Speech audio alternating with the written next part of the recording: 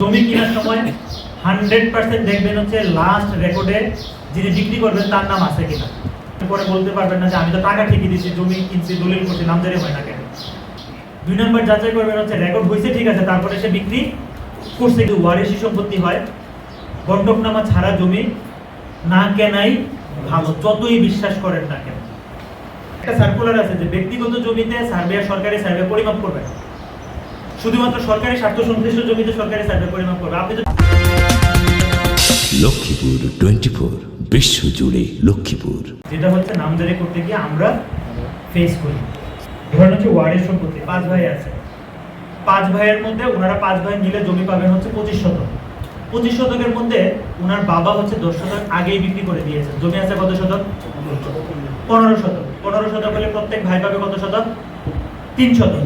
উনি 5 শতক বিক্রি করছে, কারণ হচ্ছে ওনার বাবা যেটা বিক্রি করছে 2 বছর আগে, সেটা এখনো নামজারি হয় না, রেকর্ড হালনাগাদ হয় না, দলিল হয়ে আছে কিন্তু হয় না। সে 5 শতক বিক্রি করছে। যিনি কিনছে উনিও জানে যে সে 5 শতক পাওয়ার কথা, 5 শতক পাইছে, পাওয়ার পরে হচ্ছে নামজারি করতে গেছে। নামজারি করতে যাওয়ার পরে দেখা গেল যে ওনার বাবা যার কাছে 10 শতক আগে বিক্রি করেছিল দলিল মূল্যে, উনি আগে একটা নামজারির আবেদন দিয়েছে অথবা দেয়নি। দুইটা ক্ষেত্রে দুইটাই ঘটনাই ঘটতে পারে। তো দিলে উনি বলবে যে আমার দলিল ঠিক আছে 5 শতক, ওনার বাপের জমি আছে 25 শতক, 5 ছেলের এক ছেলে 5 শতক পাবে, আমার নামজারি দিচ্ছে না কেন? দলিল করছি, সব করছি, এখন দিচ্ছে না কেন? দোষ হয়ে যাবে যে ওনারা এসিলেন্ট অফিস সমস্যা সমস্যা বলেই তো দিচ্ছেন, আমি পয়সা দিন এই জন্য দিচ্ছেন, আসল কথা কি উনি 5 শতক পাবে? এইরকম অনেক ছোট ছোট বিষয় থাকে। আপনাদের যার কাছে ভূমি সংক্রান্ত অভিযোগ আসবে, আমি একবার অনুরোধ করবো যে আপনারা নিজেরা আগে একটু খতিয়ে দেখে নেবেন ঘটনাটা কি। চাইলেও কিন্তু ওনাকে তখন এটা সত্য কথা যে এই লোক 5 শতক কিনেছে এবং ওনার জন্য এটা ক্ষতির কারণ হয়ে যাচ্ছে, যে উনি তো 5 শতকের টাকাই দিয়ে উনি পাবে না কেন, কিন্তু আইনে তাকে 5 শতক দেওয়ার আর সুযোগ নেই। ওনাকে যদি ঠকিয়ে থাকে, ঠকিয়েছে যিনি বিক্রি করেছেন তিনি, এসিলেন্ট অফিস ওনাকে ঠকায়, ঠকিয়েছে যিনি বিক্রি করেছেন তিনি, এখন তাকে গিয়ে ধরতে হবে। এখন একটা বিষয় হচ্ছে যে ধরুন ওনার 5 শতক হয়ে গেল, কারণ ওই যিনি 10 শতক নিয়েছিলেন উনি নামজারির আবেদন করেই দেয়, না করার কারণে ওনার 5 শতকের নামজারি হয়ে গেল। হয়ে যাওয়ার 6 মাস পরে যিনি 10 শতক কিনেছিলেন উনি একটা রিভিউ মামলা করেছেন, যে উনি যখন নামজারি করতে গেছেন গিয়ে দেখেন যে জমি নাই, জমিটা আগেই নামজারি হয়ে গিয়েছে। তো উনি বলবে যে আমি করেছি। রেজিস্ট্রেশন অ্যাক্ট অনুযায়ী যে দলিল আগে সম্পাদন হবে সেই দলিল প্রাধান্য পাবে। 91 সালের দলিল 92 সালের আগে জমি পাবে।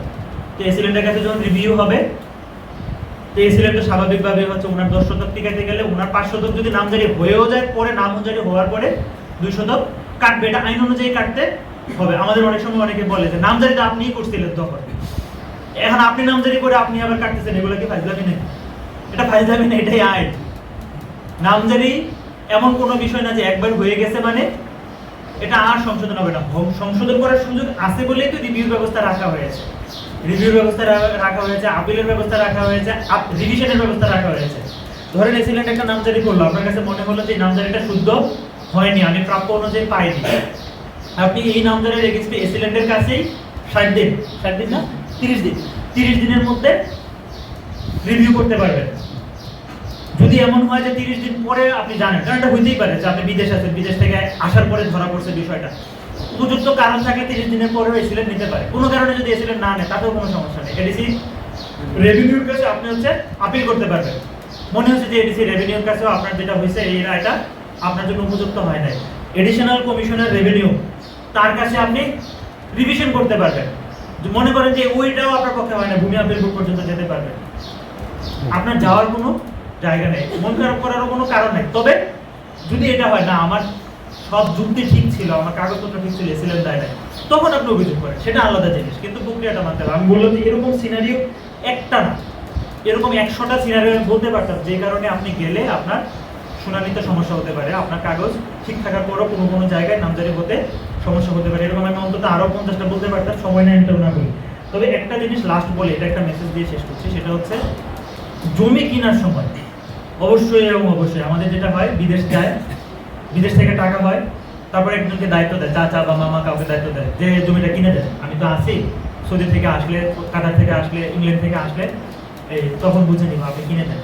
ওনারাও তাড়াহুড়া করে কিনতে গিয়ে সবকিছু যাচাই বাছাইটা সবসময় ঠিকঠাকভাবে করতে পারে না। জমি কেনার সময় 100% দেখবেন হচ্ছে লাস্ট রেকর্ডে যিনি বিক্রি করবেন তার নাম আছে কিনা। এটা আপনি বুঝেছেন, বাকিদেরকে বোঝাবেন, তাহলে এই ধরনের বিড়ম্বনা শিকার হবেন না। আপনি পরে বলতে পারবেন না যে আমি তো টাকা ঠিকই দিচ্ছি, জমি কিনছি, দলিল করছি, নামজারি হয় না কেন। এক নম্বর, যার কাছ থেকে কিনবেন তার নামে সর্বশেষ রেকর্ড আছে কিনা। দুই নম্বর যাচাই করবেন হচ্ছে রেকর্ড হয়েছে ঠিক আছে, তারপরে সে বিক্রি করছে কিনা। তোমাদের তামিল শতভাগ হয় নামজারির পরে, সার্ভিসের তামিলটা হয়, তাহলে এসিডেন্ট অফিসে গেলে আপনারা তামিল যাচাই করতে পারবেন। ধরেন 10 শতক কিনছে, কেনার পরে আবার 5 শতক বিক্রি করছে, তাহলে জমি থাকবে কতটুকু? 5 শতক। 10 শতক কিনেছে, আপনি এটা জানেন যে সে তো 10 শতক কিনেছিল, কেনার পরে আবার তার কাছ থেকে 10 শতক কিনেছেন, সে যদি মাঝখানে কারো কাছে 5 শতক বিক্রি করে দেয়, তাহলে আপনি বিপদে পড়বেন। এটা হয়েছে কি হয় না, সেজন্য হচ্ছে মাঝের বিক্রিটা তামিল দেখে চেক করে নেবেন উনি তার প্রাপ্যের বেশি বিক্রি করতেছেন কিনা।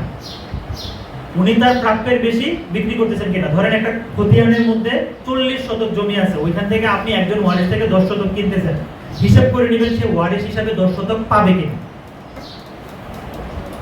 পাবে হচ্ছে 8 শতক। আপনি জানেন যে 40 শতক আছে, এদের বাড়ি আমি এটা জানি, এরা তো 40 বছর থেকে দেখতেছি এই বাড়িতেই থাকে, কোনো সমস্যা নেই, তার বাড়ি তাতেও কোনো সমস্যা নেই, সে তো পাবে 8 শতক।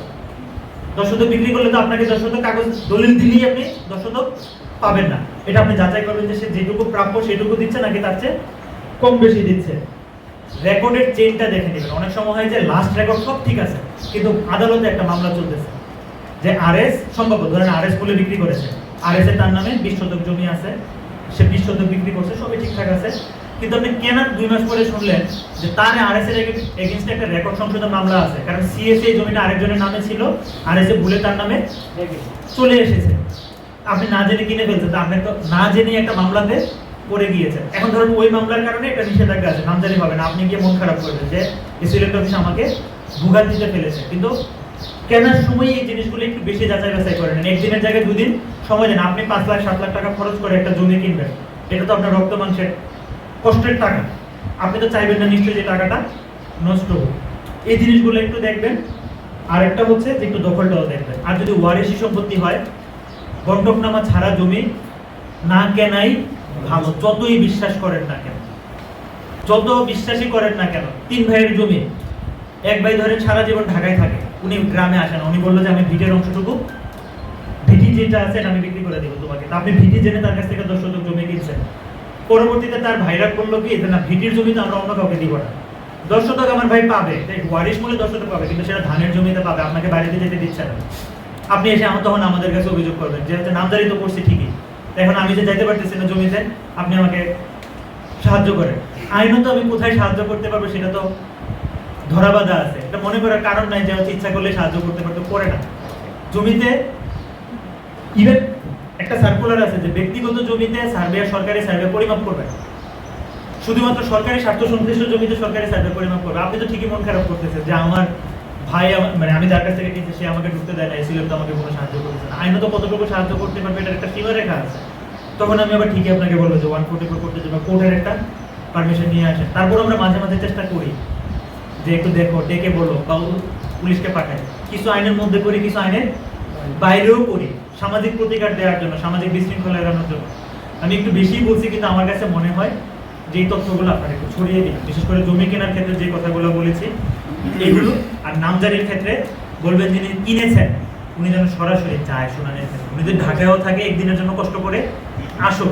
10 লাখ টাকার জমি কিনতে পারবেন না, একদিনের জন্য কষ্ট করে আসতে পারবেন না, আসেন। আসলে যেটা হবে যে সমস্যা থাকলে আপনি নিজে জেনে যাবেন, না হলে আপনি যদি থার্ড পার্টি কাউকে ধরেন, সে আপনাকে 9-6 বোঝাবে যে আজকে তো গেছিলাম শুনানিতে, এসিলেন্ট হয়তো বলছে যে যিনি কিনছেন উনি তো আসে নাই, আরেকটা ডেট দিচ্ছে, উনি বলবে যে টাকা তো বেশি চাইছে, 2000 দিছিলেন তো 2000 কাজ হয় না, 3000 চাইছে, 3000 দেন না, এই জন্য কাজটা হয়। তা আপনি তো স্বাভাবিকভাবে বিশ্বাস করবেন আপনার কাজ হয় নাই। আপনি এসে যদি এটা দেখেন যে না আসলে কি টাকার জন্য আটকাইছে নাকি হচ্ছে যে অন্য কারণে আটকাইছে, আপনি যদি নিজে শুনেন তখন তো আর আপনার এই অবিশ্বাসটা থাকবে না। তো আমি আশা করি আমি একটু বেশিই বলেছি, কারণ আমার কাছে মনে হয়েছে যে এই তথ্যগুলো এখানে যারা আছে তারা ডিসকাস করার সুযোগ আছে, বিশেষ করে আমাদের সম্মানিত সাংবাদিক বন্ধুগণ আছেন বা অন্য যারাই আছেন, আপনারা এই তথ্যগুলো ছড়িয়ে দিবেন। একই সাথে হচ্ছে আপনারা যারা উপস্থিত হয়েছেন সকলকে ধন্যবাদ।